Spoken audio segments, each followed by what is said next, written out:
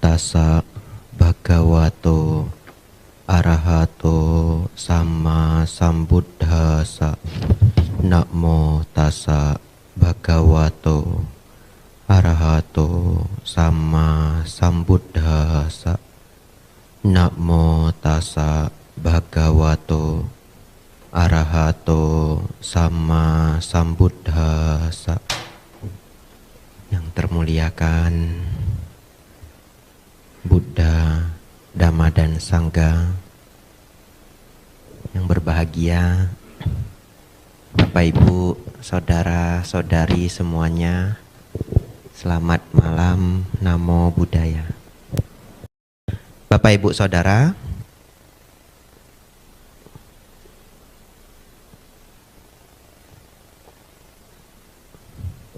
hari ini yang ingin saya bahas adalah coping stress. Mungkin Bapak Ibu belum pernah dengar istilah coping stress. Coping itu bahasa Inggris. Jadi kalau orang Barat, mereka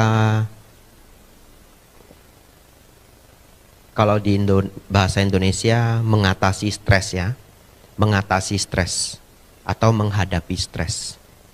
Ya, mengatasi stres itu paling tepat. Dalam bahasa Inggris mengatasi stres itu mereka punya istilah khusus, namanya coping. Ya, jadi kalau Bapak Ibu ditanya orang Barat, how do you cope with that? Wah, keren juga ya. How do you cope with that? Jangan bingung. Itu artinya bagaimana Anda menghadapi stres itu. Ya, itu coping ya. Jangan nanti how do you coping it? Oh, ndak usah copy gitu ya. Bapak Ibu Saudara, oh jamnya rusak ya. Nah, kalau jamnya rusak saya ndak tahu kapan berhenti ya. Nah, Bapak Ibu tanggung sendiri. Selesainya nanti jam 11. Tapi bahan saya tidak panjang ya. Bahan saya tidak panjang. Ada satu istilah lagi selain coping stress, istilah yang bagus sekali, jarang dibicarakan orang, tapi ini sangat dhamma, yaitu anti-fragile. Ya, nulisnya anti-fragile, F-R-A-G-I-L-E. Pronounce-nya yang benar adalah anti-fragile. Kalau Bapak Ibu kadang-kadang dapat kiriman paket, ada loh itu, stiker merah, fragile, ya, bacanya fragile, artinya rapuh, gampang pecah. Ada satu istilah di psikologi adalah anti-fragile. Seorang psikolog, dia mengajarkan teori anti-fragile ini dengan maksud seseorang itu tidak bisa bahagia begitu saja kalau dirinya rapuh. Nah, nanti menjadi PR Bapak Ibu Saudara, coba lihat, setiap orang yang kita temui itu punya kemampuan bertahan terhadap stres berbeda-beda. Nah, itu unik sekali. Ya. Kalau kita cerita stamina nampak sekali. Ada orang yang jalan 1 kilometer aja sudah tidak sanggup. Ya. Ada orang yang kerja 2 jam aja dia sudah kelelahan. Tapi ternyata tidak hanya fisik yang setiap individu berbeda-beda, tapi juga ketahanan terhadap stres. Kalau Bapak Ibu sangat rapuh, sangat fragile, maka Bapak Ibu otomatis gampang menderita. Jadi kalau Bapak Ibu ingin bahagia, yang dicari bukan kebahagiaannya dulu, yang dicari adalah kekuatan untuk bertahan dalam ketidaknyamanan dulu. Kalau Bapak Ibu sudah punya kekuatan bertahan dalam ketidaknyamanan, maka Bapak Ibu akan cenderung lebih stabil. Ketika bahagia, Bapak Ibu bahagia. Ketika menderita, Bapak Ibu tidak terlalu menderita. Itu sebabnya dalam ajaran Dhamma, Sang Buddha mengatakan bahwa semua ajaran para Buddha adalah mengenai dukkha dan lenyapnya dukkha. Kalau kita bahasa modern kan, beliau ingin kita bisa mengatasi penderitaan dulu. Bapak Ibu Saudara, judul saya hari ini adalah coping stress. Kita akan belajar 4 hal. Sebenarnya 3 ya, 1 topik tambahan.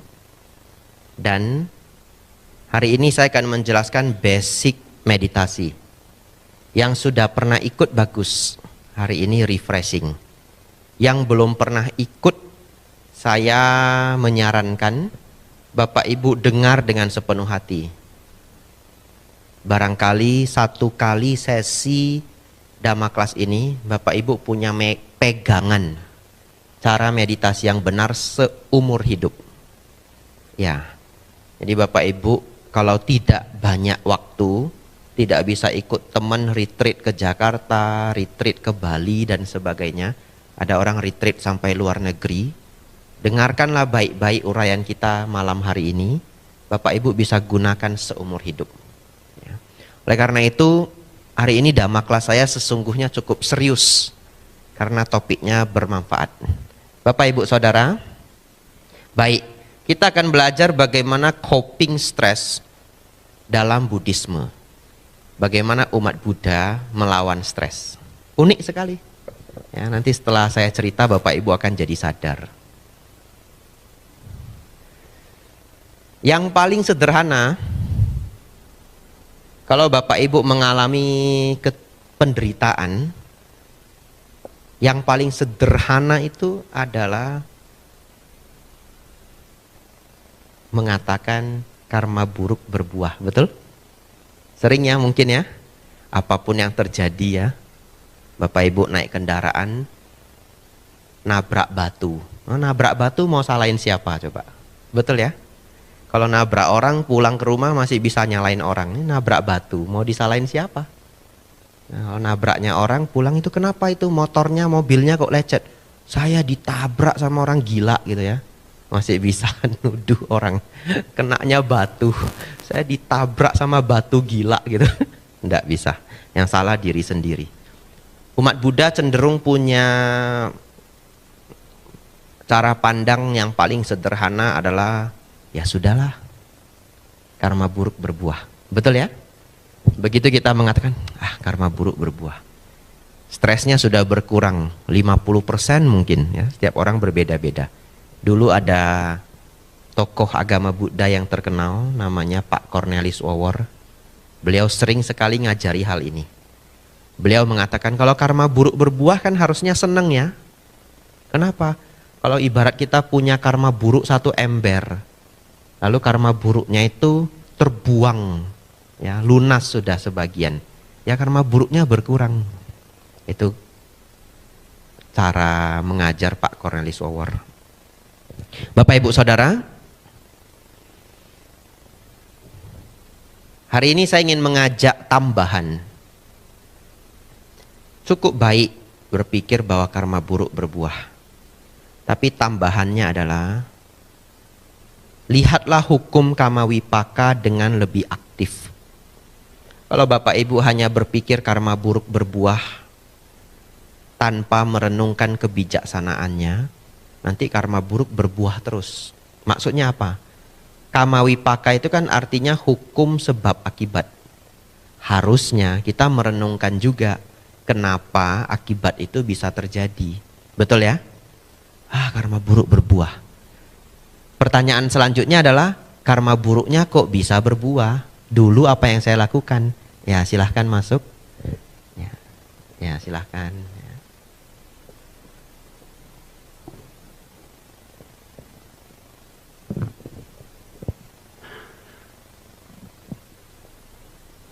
Biasa Dhamma kelas di Solo pulang dapat makanan ya. Cuma saya yang nggak dibagi biasanya. Hari ini makanannya apa?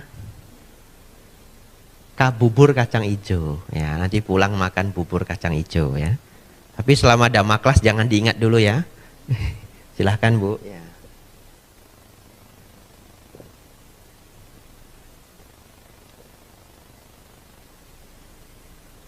Kemarin saya ngisi Patidana di Pekalongan. Belum pernah ke Pekalongan. Banyak sekali provinsi undangannya masuk, saya belum pernah ke sana. Ya. Termasuk Pekalongan. Pas ke Pekalongan itu lewat daerah namanya Batang. Seumur hidup belum pernah ke Pekalongan, jadi juga belum pernah lewat daerah namanya Batang. Ternyata jadi daerah industri bagus sekali ya. Ada yang pernah lewat? Ya, yang belum nanti ke Pekalongan ya, beli batik ya. Banyak sekali yang jual kain rupanya. Ya, apalagi saya orang Sumatera, belum pernah lihat kota yang satu kota jualnya kain, itu belum pernah. Unik sekali. Kemudian berkunjung ke toko kain, berkunjung ke pabrik kain gitu. Jadi saya sekarang sudah tahu. Kalau ada orang Medan mau usaha baju, nanya saya, Bante saya mau dagang baju gimana? Gampang, ikut saya ke wihara di Pekalongan. Sudah ngumpul semua. Ini yang jual bahan, ibu ini yang jual baju, ibu ini yang punya kain. Sudah lengkap semua ngumpul di wihara ya. Jangan-jangan bukan kota Medan saja ya. Kota Solo ada yang mau jual baju enggak? Ikut saya ke Pekalongan ya. Sampai ke pabrik saya. Blessing pabrik. Ya. Lihat kain batik itu berroll. Nah, saya ngisi patidana unik sekali. Seumur hidup baru kali itu. Kita ngisi patidana di sini. Jadi mereka membuat tempat duduk untuk tamu itu, untuk para upasaka upasika itu 2 tempat. Satu di tengah begini, satu lagi di sebelah kanan. Dan itu terlihat oleh kita. Yang di sini duduknya asana. Asana itu bantal yang biasa dipakai puja bakti. Yang sebelah kanan itu kursi. Kursi seperti ini. Tidak tahu kenapa. Yang sebelah kanan sudah disusun, karena jauh. Kalau duduk melihat para biku kan lebih nyaman di depan ya. Kalau di sebelah kanan nggak nampak bikunya, cuma kedengaran suara. Jadi akhirnya yang sebelah kanan itu kursinya kosong semua. Kan itu acara patidana ya. Jadi saya cerita, kalau di Solo untuk para leluhur biasanya kita susun meja di sebelah kiri toh. Masih ingat ya? Kemudian ada foto-foto bagus, kemudian ada buah dan sebagainya. Tapi tidak kepikiran, Bapak Ibu ngundang para leluhur kan tidak dikasih tempat duduk toh. Baru kali itulah di Pekalongan mungkin leluhurnya duduk di sana semua. Lalu ketawa semua umat-umat yang mendengar. Selesai ceramah masih belum ada yang berani duduk. Mungkin yang duduk para leluhur. Karena mereka tidak menyiapkan foto-foto seperti kita di Solo. Mereka membuat lilin. Ya, 1 lilin 1 nama. Kemarin juga patidana di Wonosobo. Wonosobo pakai foto juga. Di print kecil-kecil ya. Sekarang ngeprint itu tidak sulit. Ngeprint pakai kertas aja kecil-kecil. Kalau foto dan juga susunan meja, Solo salah satu yang paling bagus. Saya keliling kemana-mana. Sebagus-bagusnya Solo masih kalah dengan Pekalongan. Leluhurnya diberi kursi ya. Nah, itu. Bapak Ibu Saudara, kita lanjutkan. Saya mengharapkan umat Buddha ketika merenungkan hukum Kama Wipaka, merenungkan secara aktif. Ya, karma buruk saya berbuah. Dilanjutkan, bagaimana agar karma buruk ini tidak berbuah lagi. Begitu ya. Jangan stop. Ketika bersedih silahkan. Karma buruk saya berbuah. Ya sudahlah, anicca. Tapi ketika sudah dingin, stres sudah berkurang, direnungkan kembali. Bagaimana agar karma buruk. Apa sebab dari karma buruk tersebut? Itu ya. Apa sebab dari karma buruk tersebut? Sehingga sebab-sebabnya tidak kita lakukan lagi. Bapak Ibu Saudara,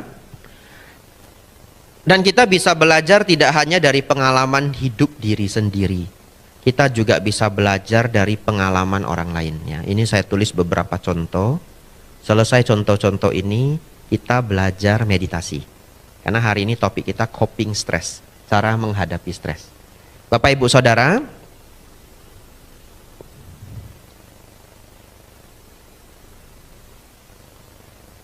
karena saya lahir di kota Medan, kriminalnya tinggi. Kriminalnya benar-benar tinggi. Ya. Akhir-akhir ini sampai keluarga saya, telepon saya cerita, malam-malam ini tidak berani sering keluar rumah. Banyak begal. Ya, saya diceritakan begitu. Bapak Ibu Saudara, saya ingin cerita beberapa pengalaman yang bisa kita petik. Kalau orang-orang yang mengalami ini, kita sebagai orang yang melihat, kita belajar dari pengalaman apa yang kita lihat, lalu kita jadikan pelajaran. Di sini salah satu bentuk dari memahami hukum sebab akibat secara aktif. Ketika saya ke India 5 tahun yang lalu, saya diberitahu oleh tour guide, kami melewati perbatasan dari India ke Nepal. Karena Sang Buddha lahir di Lumbini. Lumbini itu Nepal. Kalau dulu mungkin daerahnya tidak ada hukum garis negara, perbatasan negara. Dulu semua tempat India dan Nepal itu disebut Jambudipa. Walaupun setiap tempat dikuasai oleh raja-raja yang berbeda. Bapak Ibu Saudara, dari India ke Nepal, kami harus melewati satu jalan, satu daerah yang katanya tidak dimiliki oleh India, juga tidak dimiliki oleh Nepal. Jadi ini adalah satu jalan perbatasan yang tidak dimiliki kedua negara. Tapi anehnya banyak yang jualan. Mungkin bagi orang sana tempat itu aman. Ya. Lalu ketika tour guide ini memberitahu kita, tolong jangan ada satupun yang turun. Biar yang turun cuma tour guide-nya saja, ngurusi imigrasi kita. Karena kita mau nyebrang ke negara lain. Lalu dia cerita, dulu ada satu bus dari Taiwan yang juga sudah diperingatkan, tolong jangan turun. Jangan ada satu orang pun yang turun. 7 orang wanita turun untuk belanja. Padahal sudah diberitahu jangan turun. Bapak Ibu tahu apa yang terjadi? 7-7-nya hilang. Tidak kembali. Sampai mungkin hari ini. Karena saya tidak ngikutin berita sudah lama sekali. Diceritakan oleh tour guide kami. Nah, belajar dari hal itu, nanti Bapak Ibu sebagian ada yang berangkat ke India.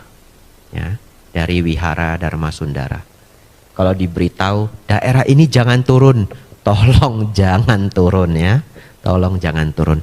Inilah memahami hukum sebab akibat secara aktif. Ya. 7 orang itu hilang, sebabnya apa? Sebabnya adalah tidak mendengarkan instruksi dengan baik.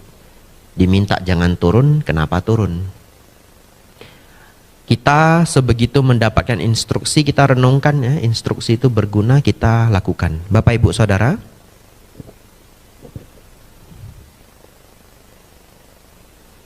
dulu ketika sebelum menjadi biku, saya punya seorang guru gitar. Tapi guru gitar saya ini ada satu jari dia yang sudah sulit menekan tuts ya, menekan string jaring, itu string dari gitar. Lalu saya tanya, kenapa satu jari itu kesulitan? Ternyata dulu dia pernah main di mall ya, waktu mungkin umur 28, 29 mungkin. Main di mall, lalu tiba-tiba ditodong sama orang. Dia pikir kawan ya, dia pikir kawan. Jadi begitu ditodong dari belakang, serahin dompetnya, dia pikir kawan. Lalu dia mau nepuk seperti, enggak usah bercanda begitu ya. Begitu mau nepuk seperti diberitahu tidak usah bercanda, ternyata itu penodong beneran. Langsung dia mau ditusuk. Dia tahan dengan tangannya. Ya, tangannya terluka. Ya, yang nodong lalu kabur gitu. Belajar dari cerita ini Bapak Ibu Saudara, kalau Bapak Ibu ke tempat yang asing ya, kalau terlalu sepi ya hati-hati.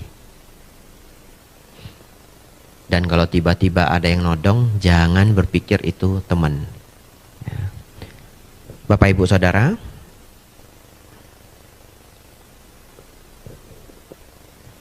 kadang kita bisa belajar pengalaman dari cerita-cerita kuno ya. Hal ini juga baik. Di Rusia tahun 1820, ini cerita sederhana saja. Ada pemberontakan Rusia dan raja Rusia itu namanya Cezar, ya, C-Z-A-R. Namanya Cezar. Lalu uniknya ada seorang pemberontak yang dihukum gantung. Semua pemberontak yang tertangkap dihukum gantung. Tapi ada satu yang talinya putus. Ketika dia mau digantung itu talinya putus. Tahu tidak? Kan dia pemberontak ya. Jadi dia mau melawan Cezar. Begitu talinya putus, dia ngomong begini. Bagaimana memimpin kerajaan? Mau gantung orang aja gagal gitu ya. Ya Bapak Ibu ikuti cerita ini. Bagaimana memimpin kerajaan? Mau menggantung orang saja gagal. Bapak Ibu tahu enggak? Orang ini mengalami kerugian yang luar biasa. Karena ternyata di Rusia, kalau orang dihukum gantung dan talinya putus, itu dianggap the act of God, perlakuan Tuhan. Yang artinya Tuhan membatalkan hukum mati dia. Betul ya? Berarti harusnya dia bebas ya? Tapi mulutnya gatal. Dia ngomong, bagaimana mimpin kerajaan? Mau gantung orang aja gagal gitu. Dia digantung sekali lagi. Ya. Ini pengalaman Bapak Ibu, kita belajar dari pengalaman orang ya. Masih bagian dari coping stress. Jadi menggunakan nasihat-nasihat yang kita kumpulkan dari orang lain agar kita tidak banyak menderita. Apa hikmah dari cerita orang yang mau digantung orang Cezar ini? Jangan berbicara terlalu cepat. Ya, saya sendiri juga sering mengalami ini. Jadi ini juga latihan yang harus saya lakukan, bukan hanya Bapak Ibu. Kalau Bapak Ibu ditawari sesuatu, diajak sesuatu, jangan menjawab terlalu cepat. Enggak usah. Gitu. Nanti setelah lewat, padahal saya perlu ya. Tapi sudah jawab enggak usah gimana coba? Betul ya? Yang Anda menjawab terlalu cepat. Jadi Bapak Ibu Saudara,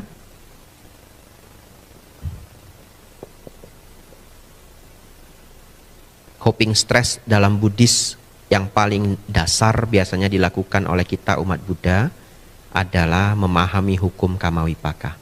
Selanjutnya Bapak Ibu, semoga Bapak Ibu masih kuat ya. Bapak Ibu Saudara,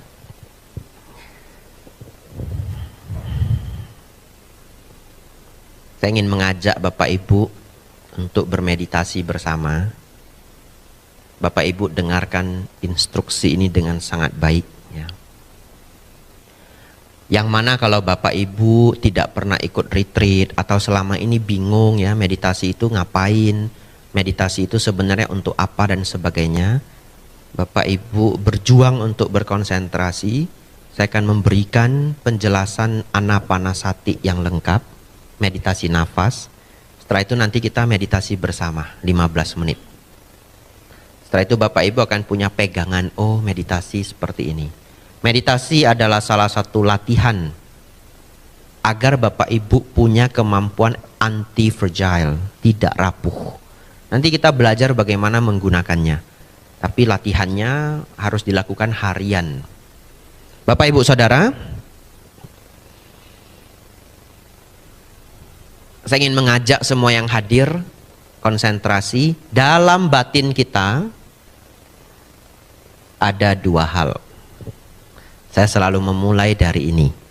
Jadi kalau yang sering ikut kelas meditasi mungkin sudah dengar lebih dari 3 kali ya. Tapi baik, semakin banyak dengar semakin menghafal. Bapak Ibu Saudara, dalam batin kita ada dua hal. Yang pertama, saya sebut suara hati. Bapak Ibu pernah ngobrol dengan diri sendiri, pernah? Pernah ya? Lalu batin kita ini seperti ada speakernya. Ya, seperti ada suaranya. Ada orang yang berpikir, dia harus berpikir sambil ngomong dengan diri sendiri. Sampai-sampai kalau kelupaan dia jadi ngomong sendiri, betul? Ya, jadi ngomong sendiri. Nah, Bapak Ibu Saudara, kita ngobrol dengan diri kita sendiri. Saya sebut ini suara hati. Suara hati ini tidak bisa kita kontrol sepenuhnya. Yang kedua adalah gambaran pikiran. Gambaran pikiran adalah apa gambar yang muncul dalam pikiran kita. Gambaran pikiran ini juga tidak bisa 100% kita kontrol. Keduanya ini, suara hati dan gambar pikiran ini mengalir seperti halnya air sungai. Mengalir tidak berhenti. Bapak Ibu Saudara, ketika Bapak Ibu marah, umumnya yang mengompori Anda adalah diri Anda sendiri. Ya. Kenapa kita harus mempelajari suara hati ini dan gambar pikiran ini? Karena kita sedang belajar agar batin kita meningkat, batin kita menjadi lebih unggul. Pertanyaan saya, kalau Bapak Ibu batinnya ribut, bisakah dianggap orang yang batinnya ribut itu batinnya berkualitas? Tidak. Bahkan mau tidur aja sulit, betul? Ya, Bapak Ibu pernah punya masalah, kemudian mau tidur tidak bisa tidur. Ini batin ribut terus. Lalu apa yang Bapak Ibu lakukan? Gimana ya batin ini supaya jangan ribut, ya? Atau istilahnya mungkin berbeda. Gimana ini biar pikiran saya tenang, betul? Tapi dia tidak mau tenang, dia ribut terus, ribut terus, ribut terus. Ya.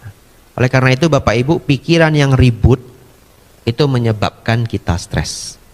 Oleh karena itu latihan ini adalah untuk menenangkan pikiran yang ribut. Kalau pikiran saya tidak ribut, Bante, maka Bapak Ibu akan masuk ke ketenangan yang lebih tinggi. Ngerti maksudnya ya? Kalau Bapak Ibu sedang ribut, kita bawa menjadi normal. Kalau pikiran saya normal, Bante, latihan ini akan membuat pikiran Anda menjadi lebih tenang.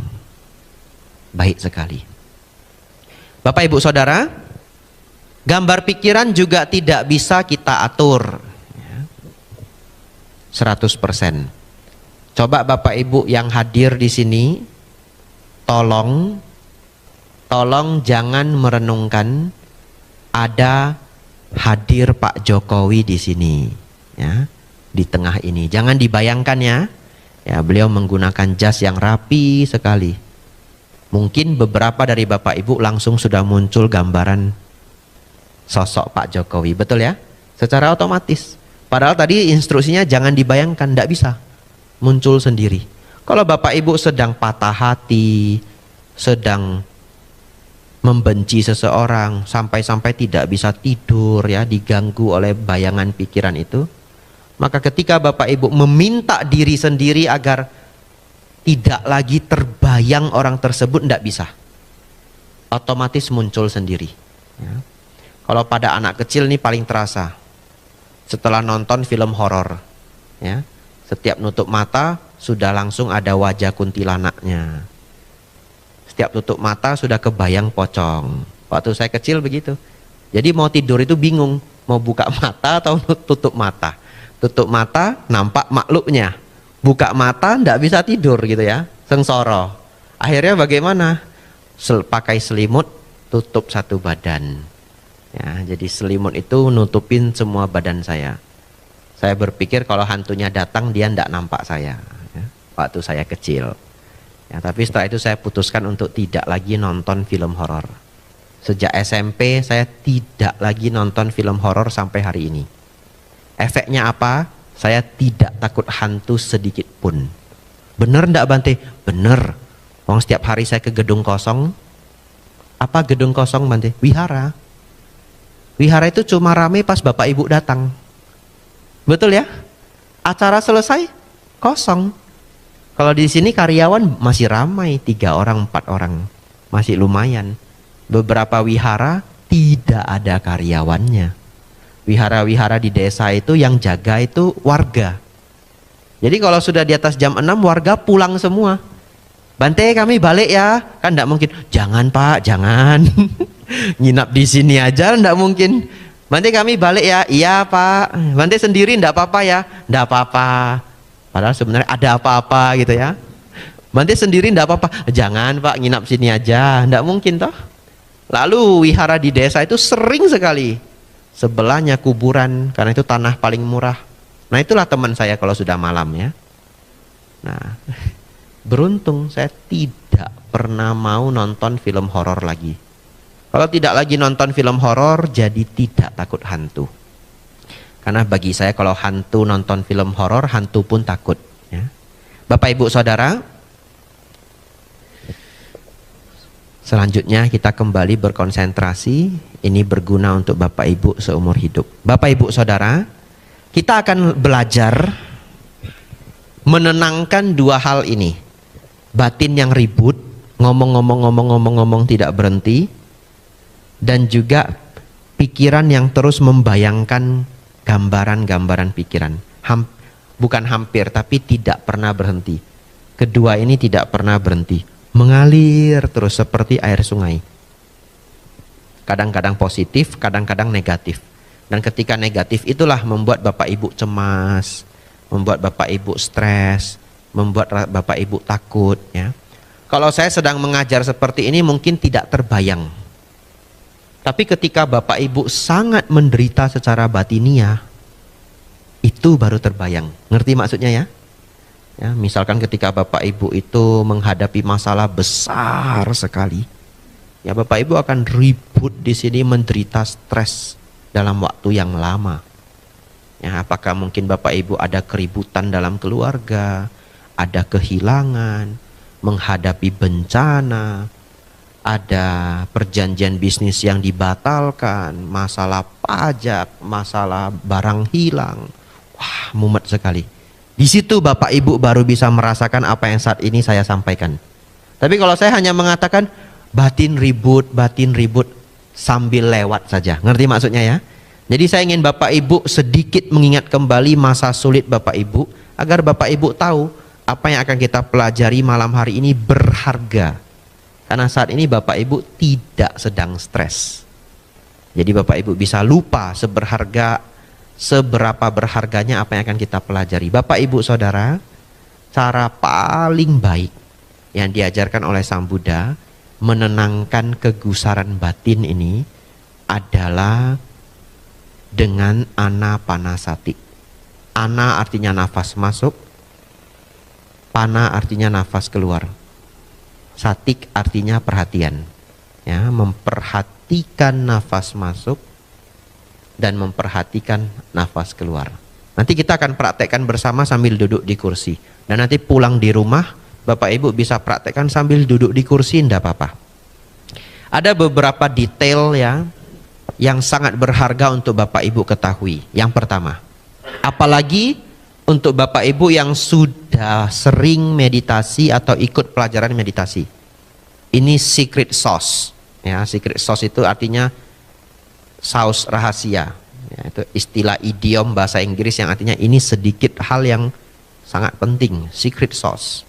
Bapak Ibu Saudara, di luar sana para guru meditasi sewajarnya mengajarkan kita berfokus pada nafas masuk, nafas keluar.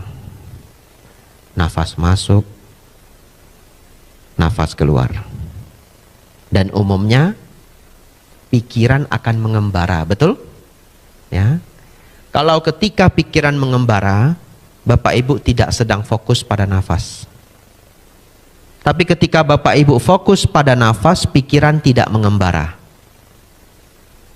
Lalu pertanyaannya, apakah ketika Bapak Ibu bermeditasi, nafas masuk, nafas keluar, pikiran sering mengembara atau jarang? Umumnya sering. Umumnya sering.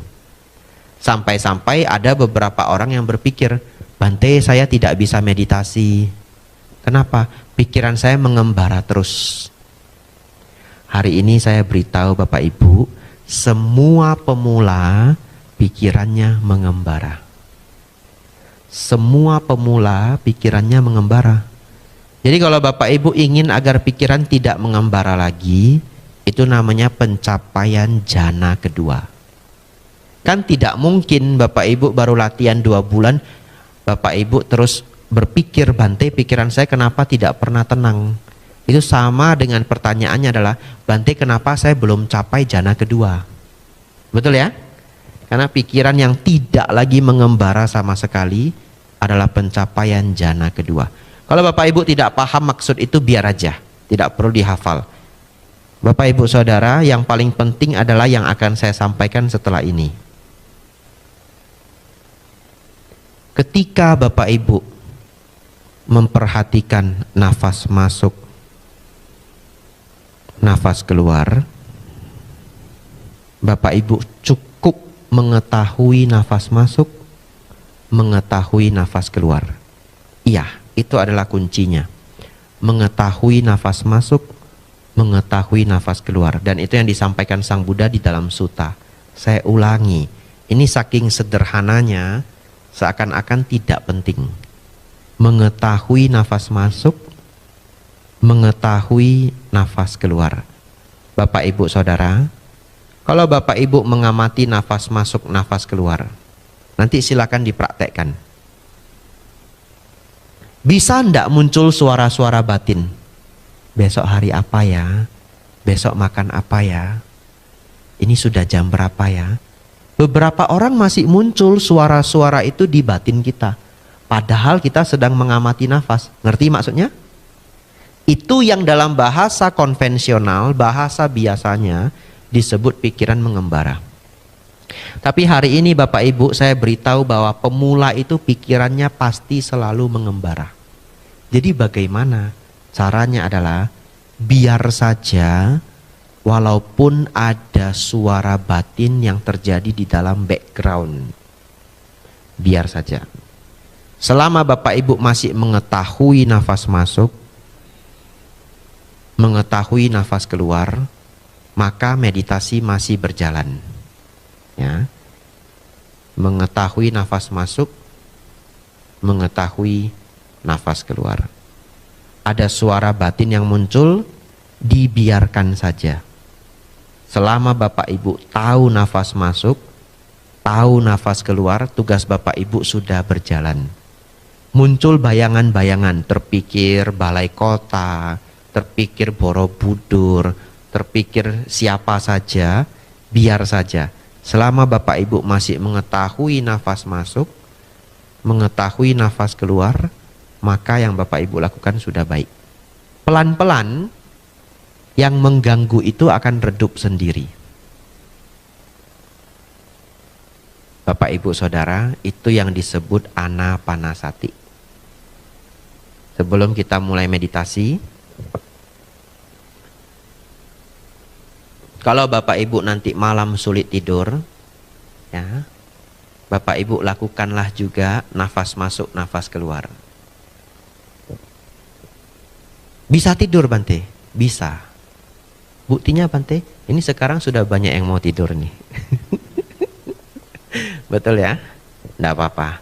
Hari ini pelajaran saya cukup berat, ya, cukup teoritis. Saya tidak membawa banyak cerita atau guyonan hari ini. Tapi kalau Bapak Ibu ikuti dengan baik, akan menjadi bekal seumur hidup. Bapak Ibu duduk di rumah, mengetahui nafas masuk, mengetahui nafas keluar. Itu saja tugasnya. Bahkan mengetahui nafas masuk, nafas keluar itu ndak usah diucapkan. Kalau Bapak Ibu nafas masuk, ya otomatis badan itu tahu kalau nafas masuk, betul? Ya, itu saja tugasnya.